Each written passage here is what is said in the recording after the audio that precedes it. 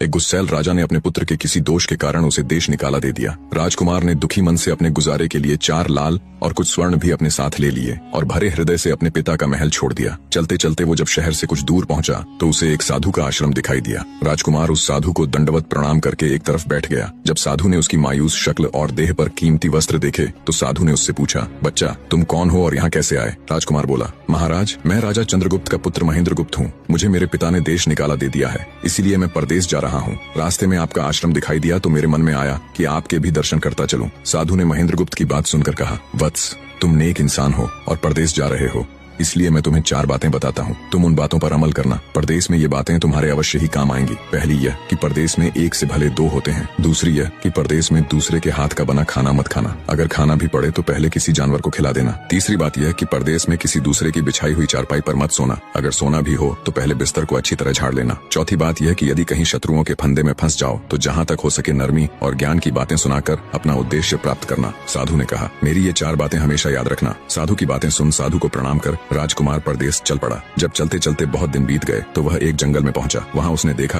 कि एक चील एक कछुए के बच्चे को लेकर उड़ी जा रही है। संयोगवश बच्चा उस चील के पंजे से निकलकर गिर गया। महेंद्रगुप्त ने कछुए के तड़पते हुए बच्चे को देखा तो उसे बड़ी दया आई। उसने मन में सोचा कि इस बच्चे को पालना चाहिए। इस बच्चे को पालने से 2 बातें होंगी। पहली तो यह कि इस बच्चे के प्राण बच जाएंगे और दूसरी यह कि साधु द्वारा कही गई पहली बात भी पूरी हो जाएगी कि सफर में एक से भले 2 होते हैं और इससे बातें करते हुए दिन भी आसानी से बीतेंगे। यह सब सोचकर महेंद्रगुप्त ने बच्चे को अपने साथ ले लिया। अब सफर में उसके साथ वह कछुए का बच्चा भी हो लिया। कुछ दिन के सफर के बाद राजकुमार को एक अच्छा सा स्थान दिखाई पड़ा। उस स्थान पर पहुंचकर उसने कुछ खाया पिया और फिर कछुए के बच्चे से बोला, तुम यहाँ बैठे रहना, मैं जरा थोड़ी देर सो लूं। यह कहकर महेंद्रगुप्त एक पेड़ के नीचे सो गया। उसी पेड़ के ऊपर एक सांप और एक कौवा रहते थे। उन दोनों का यह दस्तूर था कि जब कोई मुसाफिर उस पेड़ के नीचे ठहरता तो सांप उसे डस लेता और कौवा उसकी आंखें निकाल लेता। बने रहे।